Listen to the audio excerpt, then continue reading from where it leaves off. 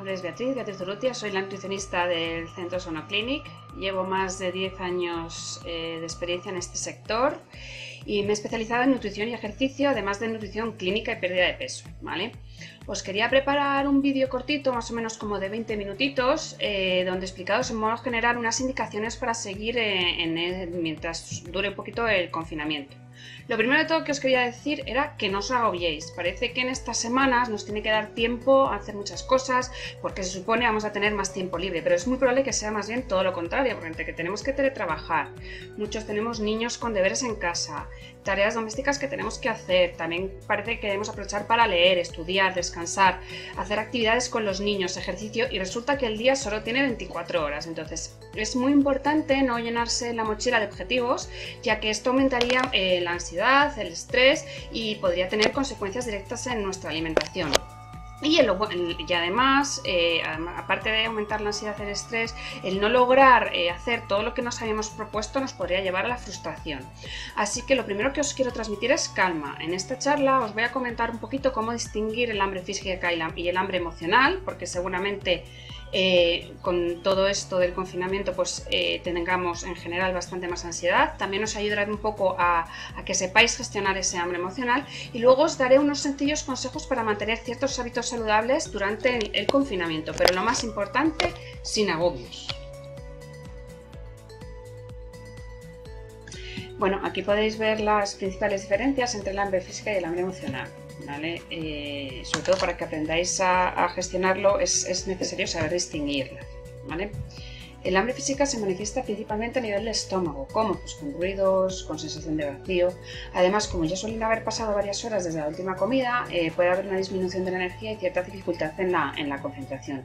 En cambio, en el hambre emocional el estómago suele estar tranquilo, no suele haber sensaciones físicas a este nivel, ¿vale? Aunque sí que es cierto que en ciertos momentos puede haber ciertas sensaciones que pueden llegar a confundir, como por ejemplo cierta presión o nudo en el estómago, ¿vale? También una de las grandes diferencias entre el hambre física y el hambre emocional es que en el hambre física estamos abiertos a varias opciones de alimento, nos vale cualquier opción, desde fruta, carne, pescado, huevo, mucha variedad. Y además esta aparece de forma gradual y tenemos la capacidad de esperar a comer si en el momento no tenemos ese alimento. En cambio, en el hambre emocional suelen ser antojos de un determinado alimento, por ejemplo, galletas, chocolate, patatas fritas, son cosas que generalmente son ricos en azúcares o en grasa. Y además ese hambre es bastante repentina y urgente. Igualmente, el tiempo que ha pasado desde la última comida nos va a ayudar bastante a saber distinguir, porque cuando ya han pasado varias horas, lo más normal es que sea hambre física. En cambio, en el hambre emocional no responde a ningún tiempo específico, ya que puede suceder en cualquier momento. Incluso aunque haya pasado poquito tiempo, incluso media hora o una hora desde la anterior comida, y no deberíamos sentir hambre física, eso es más ansiedad, hambre emocional. Os quería explicar ahora una serie de consejos para que os sea más sencillo estos días organizaros en cuanto a las comidas, ¿vale? Y encima también fomentar un poco una alimentación más saludable que ya podemos adquirir y mantenerlo a medio y largo plazo. O sea, todo lo que podamos hacer en estos días, lo más importante pues, es intentar mantenerlo a medio y largo plazo, ¿no? Yo creo que para mejorar la logística siempre es muy importante hacer un menú semanal de comidas y cenas. Yo todos los domingos me pongo, miro qué tengo en la nevera y me hago un listado de comidas y cenas. Eso no quita que momentáneamente se pueda hacer algún pequeño cambio de última hora, pero ayuda muchísimo para hacer la compra y salir menos a la calle, para aprovechar mejor todos los alimentos que puedas tener en la nevera y no tener que desperdiciar y no tener que estar pensando todos los días, bueno, ¿y ahora qué como? Ya abro la nevera, ¿no? Entonces, si tú te haces un menú semanal, siempre va a ser muchísimo más sencillo. Una tarde, un ratito, le dedicas media hora, 20 minutos y te planificas, ¿vale?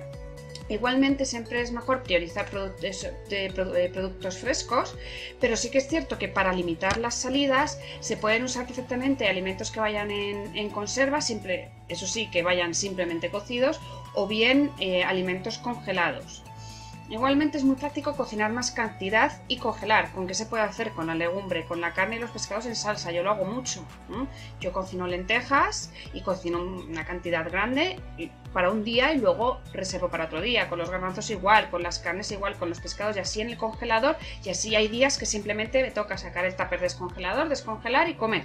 Y así no tengo que estar todo el día en la cocina, ¿vale? Son muy prácticas y necesarias por su cantidad de proteína vegetal, ¿vale? Y además porque son bastante saciantes. La legumbre, ya sea en formato frío ensalada o bien en caliente en cuchara, por lo menos 2 o 3 veces a la semana. ¿Cómo se deberían acompañar las legumbres? Siempre con ensalada, y se pueden usar o bien frescas o cocinar y congelar, como os he comentado que se puede hacer, o usarlas en conserva. Hay botes de lentejas ya cocidas, que simplemente vienen cocidas, botes de garbanzos, y eso, si lo laváis bien, se puede emplear perfectamente en cualquier receta. La pasta y el arroz siempre va a ser mucho mejor en formato integral. ¿Por qué? Porque al final es como mantienen todas sus propiedades nutricionales y es realmente lo interesante de ese tipo de hidratos de carbono. En la pasta hay muy poquita diferencia entre la pasta integral y la normal en cuanto a sabor. Además hay mucha variedad en el mercado, puede que algunas queden un poquito mejor que otras, pero realmente casi no hay diferencia en cuanto a textura, ¿vale? Y yo creo que tanto adultos como a niños se adaptan bastante bien. El arroz ya cuesta un poquito más, porque requiere más tiempo de cocción, porque requiere más cantidad de líquido y a lo mejor se queda un poquito más duro de lo que se quedaría un arroz blanco. Pero sí que es cierto que al final es cómo mantiene todas sus propiedades nutricionales con la cáscara, con la fibra, con las vitaminas del grupo B, y es realmente interesante a nivel nutricional.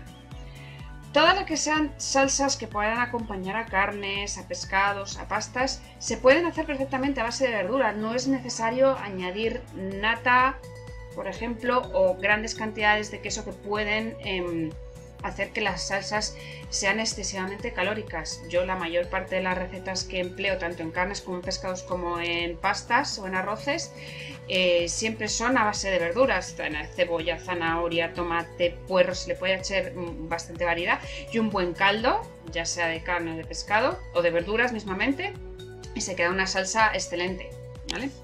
Igualmente es muy importante que el consumo de frutas de verduras sea diario. Intentemos que sea diario, por lo menos una vez al día. Si son 2, muchísimo mejor, ¿vale? El truco para esto, yo suelo recomendar, aunque cuanto más variedad haya, mucho mejor. Si queréis, se puede cocinar más cantidad de verdura, de la misma verdura, y repetirla de 2 a 3 días seguidos, que aguanta perfectamente en nevera. Lo ideal, pues que sea muchísimo más variado, pero en este caso tendríamos que pasar más tiempo aún cocinando y muchas veces nos falta tiempo, ¿no?